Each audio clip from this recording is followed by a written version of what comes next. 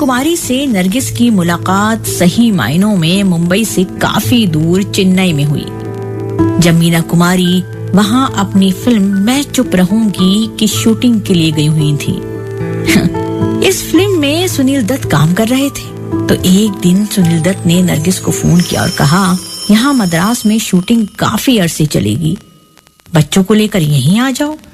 इसलिए नरगिस दत्त, संजय दत्त और नम्रता को लेकर मद्रास चली गई।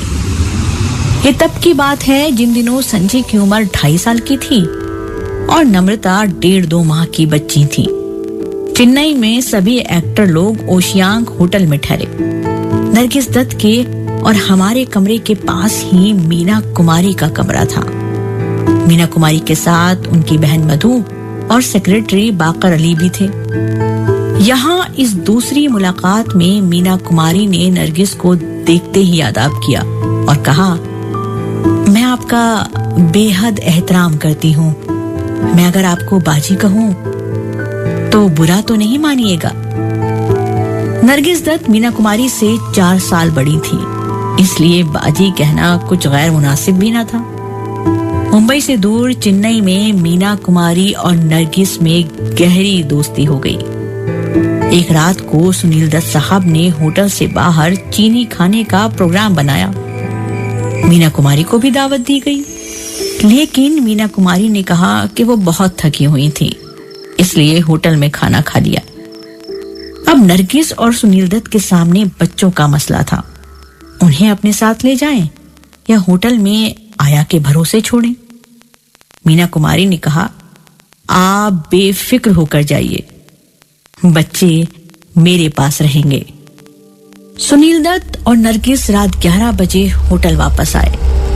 आया ने बताया कि बच्चे मीना कुमारी के कमरे में हैं। आया ने ये भी बताया, मीना जी ने बच्चों को कई बार खुद पेशाब करवाया, उनके पोतड़े बदले खुद दूध बनाकर शीशी से पिलाया, कंधे से लगाकर लोरी गा गा कर सुलाया।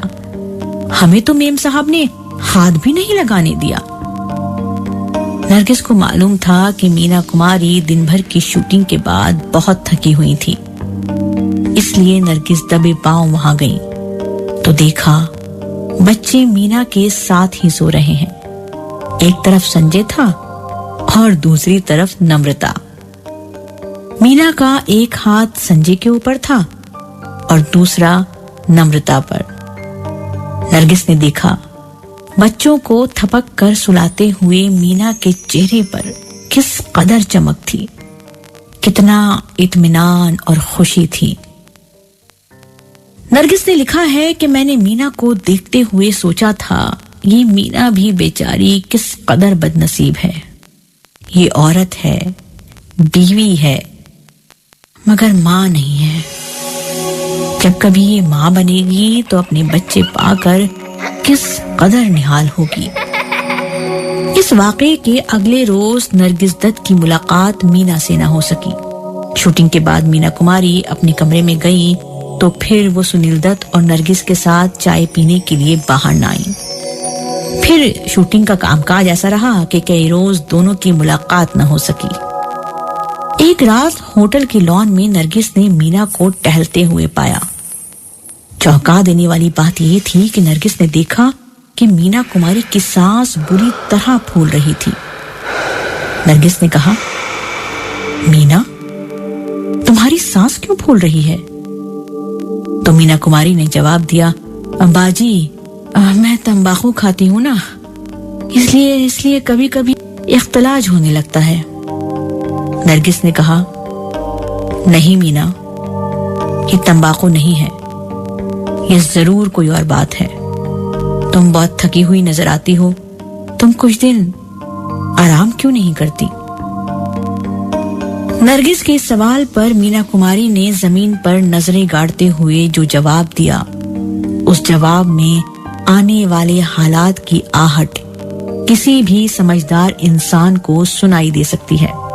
मीना ने दर्द में डूबी अपनी मखसूस आवाज में कहा, बाजी, आराम मेरे लिए कहाँ, बस एक ही बार सारा आराम करूंगी, ये बातें करते हुए नरगिस और मीना कुमारी वहीं लॉन में संगमरमर की एक बेंच पर बैठ गई थीं। नरगिस दत्त ने कुछ साल पहले ही शादी के बाद फिल्मों से किनारा कशी इख्तियार कर ली थी। शायद नरगिस दत्त के दिल में कुछ ऐसा ही ख्याल रहा हो। जब उन्होंने मीना से पूछा था, मीना, एक बात बताओ, तुम्हारा दिल नहीं चाहता कि तुम मां बनो?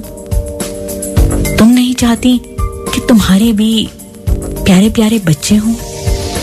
मीना ने कुछ देर खामोश रहकर फिर धीरे से जवाब दिया था, बाजी, वो कौन सी ऐसी औरत होगी जो मां बनना नहीं चाहती? और फिर मीना कुमारी की आंखों में आंसू डबडबा आए थे। इन आंसुओं ने शायद मीना की सारी कहानी नरगिस को बता दी थी। वो कहानी जो बहुत दिनों तक दुनिया की निगाहों से छुपी रही। वो कहानी जो अभी भी कई खामोशियों में कैद में गिरफ्तार है। नरगिस ने लिखा है कि उस रात मीना कुमारी के कमरे में कुछ शोर सा हुआ, जैसे कुछ मारपीट हो रही हो। अगले रोज मालूम हुआ कि मीना की तबीयत ठीक नहीं है, वो शूटिंग पर नहीं गई।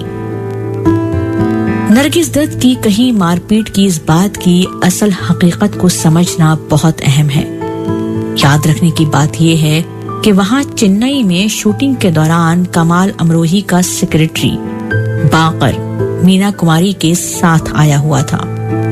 ये इंसान किसी साई की तरह हर वक्त मीना के हर काम पर मेख निकालता था। खास तौर पर ये इंसान मीना से मिलने जुलने वालों पर कड़ी नजर रखता था। कोई आया तो क्यों आया, आइंदा नहीं आएगा। उस जमाने की सभी बड़ी हीरोइनों के अपने सेक्रेटरी हुआ करते थे जो उनका कामकाज देखते थे, लेकिन मीना कुमारी को ये सहूलत हासिल न थी। अब सोचने की बात यह है कि मीना कुमारी के कमरे से जो मारपीट की आवाजें आ रही थीं, उनके लिए कौन जिम्मेदार था? और हां, वहां क्या हुआ था? क्या कमाल अमरोही का सेक्रेटरी बाकर इतनी हिम्मत रखता था कि अपने वक्त की हिंदुस्तान की सबसे बड़ी आर्टिस्ट पर हाथ उठा सके? उसको इतनी हिम्मत और मुजरिमाना जुर्रत किसने दी थी? याद रखने की बात यह है कि किसी पिंजरे के पंछी की तरह फिल्म पिंजरे के पंछी के सेट पर कुछ साल बाद ऐसा ही फिर कुछ हुआ था, जिससे इस ख्याल को और तक़वियत मिलती है कि नरगिस दत्त की बताई हुई ये बात बिल्कुल सच थी। नरगिस दत्त ने लिखा है कि दूसरे दिन सुनील दत्त जब शूटिंग पर चले गए तो नरगिस झिझकती हुई मीना कुमारी के कमरे में गई थी। उन्होंने साफ साफ लिखा है कि वहां उन्होंने देखा था कि मीना की आंखें सूजी हुई थीं। नरगिस ने महसूस किया जैसे मीना बहुत रोई थी। नरगिस असल बात पूछना चाहती थी, लेकिन मीना कुमारी से उनकी नई नई मुलाकात थी। चाहने के बावजूद ज्यादा पूछ ना सकी। नरगिस दत्त ने थोड़ी देर बाद कमाल साहब के सेक्रेटरी बाकर को पकड़ा था और जैसा कि उन्होंने लिखा है, नरगिस दत्त ने बाकर से साफ साफ कहा था, आप लोग मीना को क्यों मार डालना चाहते हो? बाकर ने बात बनाई थी कि कोई कुछ आए बाएं शाए करके और ये कहकर भी सब अपना अपना काम कर रहे हैं। जो मेरा काम है मैं करता हूं, जो मीना का है उन्हें करना है। नरगिस दत्त ने जोर देकर कुछ ऐसा कहा था जो किसी गैरतमंद इंसान के कानों में पड़ता तो वो मर ही जाता। नरगिस ने पूछा था, कब तक उसका दिया खाएंगे? कब तक? जवाब दीजिए। नरगिस दत्त के इस एक सवाल में हजार अफसाने, सैकड़ों दास्तानें छुपी हैं। नरगिस दत्त ने गुस्से में ये भी कहा था कि मैं भी कभी एक्ट्रेस थी, जानती हूं कि दिमागी और जिस्मानी थकान क्या होती है। बाकर का जवाब था, बेबी तुम समझती क्यों नहीं, वक्त आएगा तो उन्हें आराम भी देंगे। इस जुमले का क्या मतलब था? वक्त आएगा तो आराम भी देंगे। क्या ये कोई धमकी थी? यहां लफ्ज आराम पर ध्यान देने की जरूरत है। होटल की लॉन में मीना कुमारी ने नरगिस दत्त से कहा था, बाजी आराम मेरे लिए कहा, बस एक ही बार सारा आराम कर लूंगी।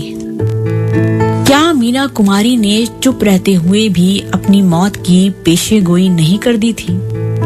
क्या बाकर ने भी यही बात कही थी जब उसने कहा था कि वक्त आएगा तो आराम भी देंगे?